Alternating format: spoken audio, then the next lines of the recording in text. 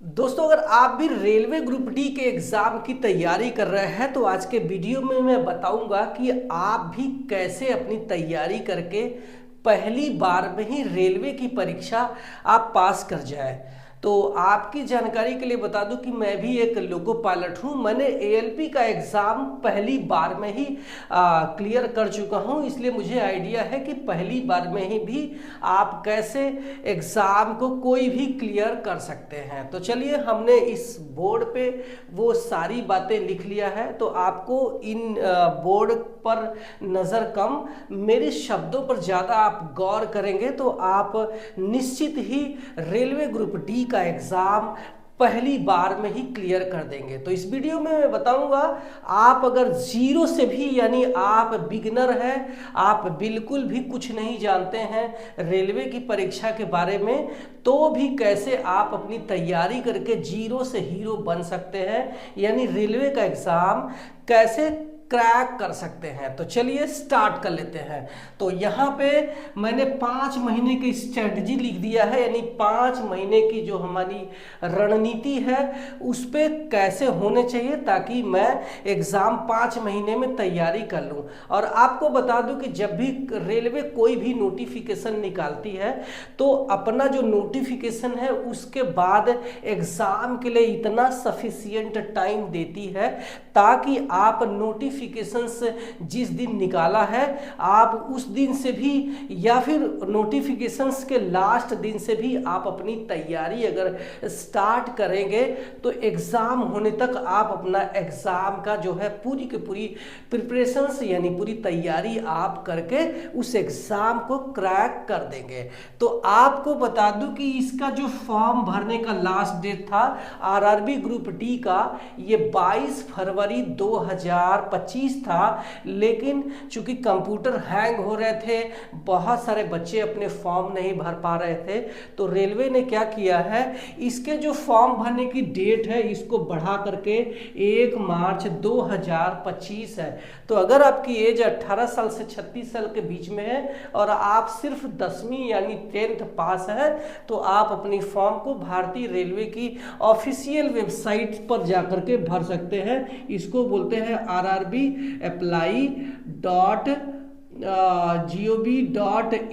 ये इनका official website है, इस पे फॉर्म भर के आप अपने ग्रुप डी एग्ज़ाम को पास करके आप ग्रुप डी पे 14 पोस्ट इन्होंने दिया है, उस 14 पोस्ट में से किसी पर भी आप जा सकते हैं। पोस्ट प्रेफरेंसेस थोड़ा हिसाब से भरना, क्योंकि हमें उसी पोस्ट पर काम करना होता है जब तक कि रिटायर नहीं हो जाते या फिर जब तक कि कोई प्रमोशंस आगे के लिए नहीं हो जाता है। तो इस पे भी मैंने डिटेल में एक वीडियो बना दिया है कि आपका पोस्ट प्रेफरेंसेस कैसे भरें, कैसे बॉयज़ एंड गर्ल्स का, तो आप उसको भी देख सकते हैं।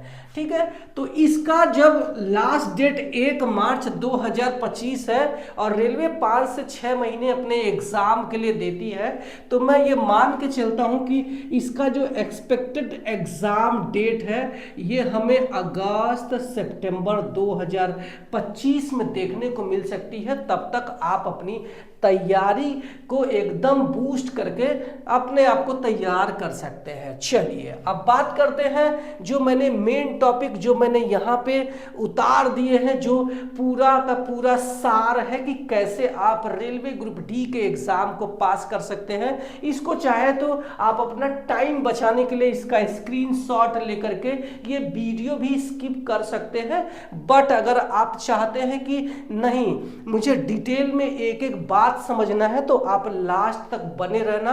एग्जाम पास करवाने की पूरी मेरी गारंटी है, बट आपको अपनी लगन और तैयारी करनी ही पड़ेगी। चलिए बात करते हैं, पहला जो टॉपिक है तो ये है believe in yourself, keep motivated up to exam.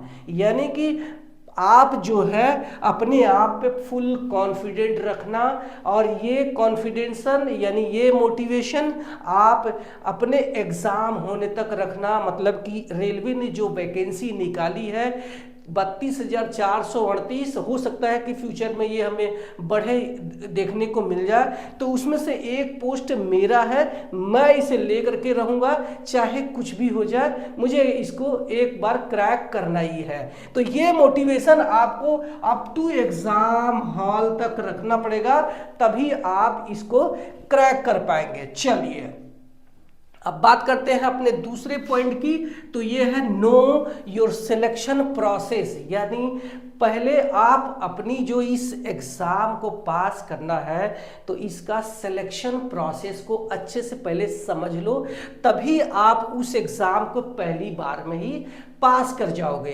तो आपको बता दूं कि जब रेलवे ग्रुप डी का जो सिलेक्शन प्रोसेस है इसमें एक ही सीबीटी होगा।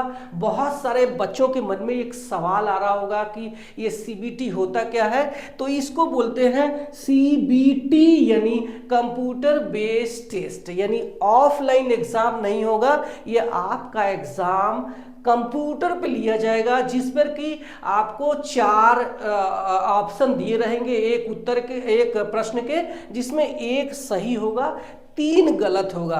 तो उसी में से जो सही होगा उसी को कंप्यूटर पर टिक मारना होगा। बहुत सारे बच्चों का सवाल रहता है कि अगर ये एग्ज़ाम ऑनलाइन होने वाला है और मुझे कंप्यूटर नहीं आता है तो क्या मैं इस एग्ज़ाम को क्रैक कर पाऊंगा? यस, आपको कंप्यूटर कोर्स करने की ज़रूरत बिल्कुल भी नहीं है। अगर आप ठीक ठाक मोबाइल चला लेते हैं तो इस सीबीटी को क्रैक कर ले जाएंगे, बट आप अच्छे से एग्ज़ाम की तैयारी करके जाना।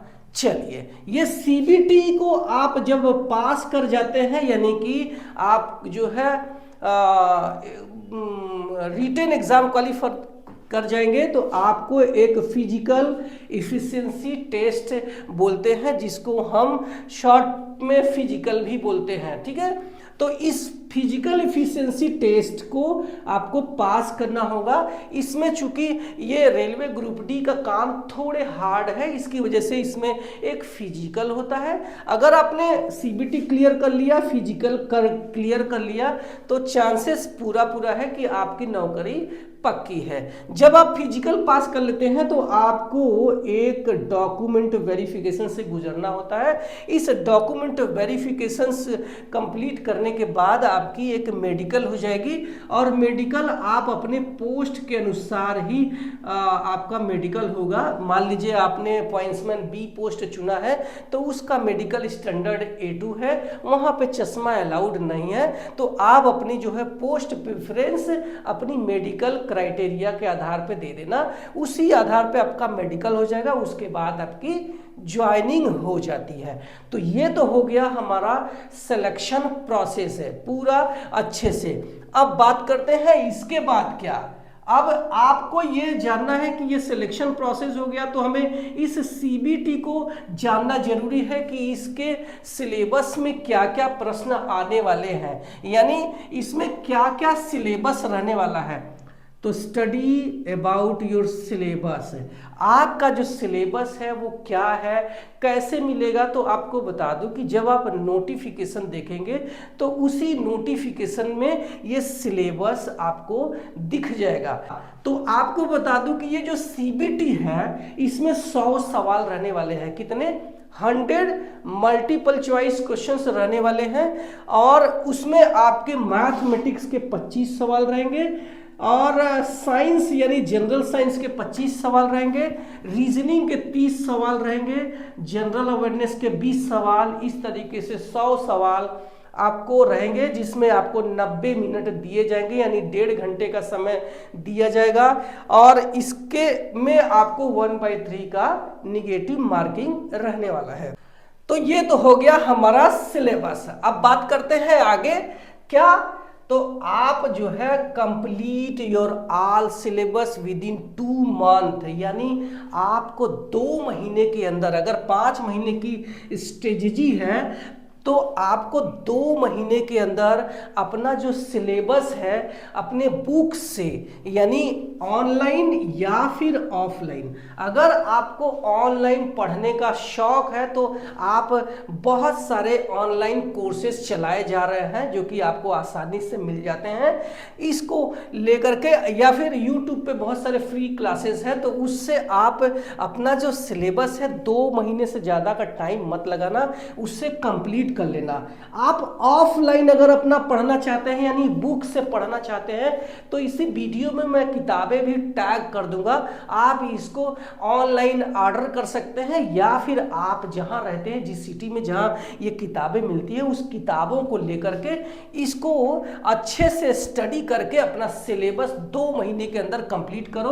और ये किताबें आपको मैथमेटिक्स, रीजनिंग और जीके जीएस की यानी 3 किताबें लेकर के अच्छे से स्टडी किया तो आपका सिलेक्शन हो सकता है। बात करते हैं अब इसके बाद क्या, जब हम सिलेबस कंप्लीट कर लेते हैं तो उसके बाद क्या, ठीक है।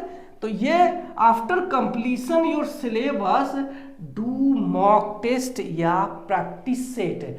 जब आप अपना सिलेबस कंप्लीट कर लेते हैं तो उसके बाद आप ज़्यादा से ज़्यादा मॉक टेस्ट लगाओ, या फिर प्रीवियस ईयर्स के क्वेश्चन से सॉल्व करो, या फिर आप इनके प्रैक्टिस मॉडल सेट रहते हैं जो कि कई सारे पब्लिकेशंस की आती है, उसको लेकर के ज़्यादा से ज़्यादा क्वेश्चंस को सॉल्व करो।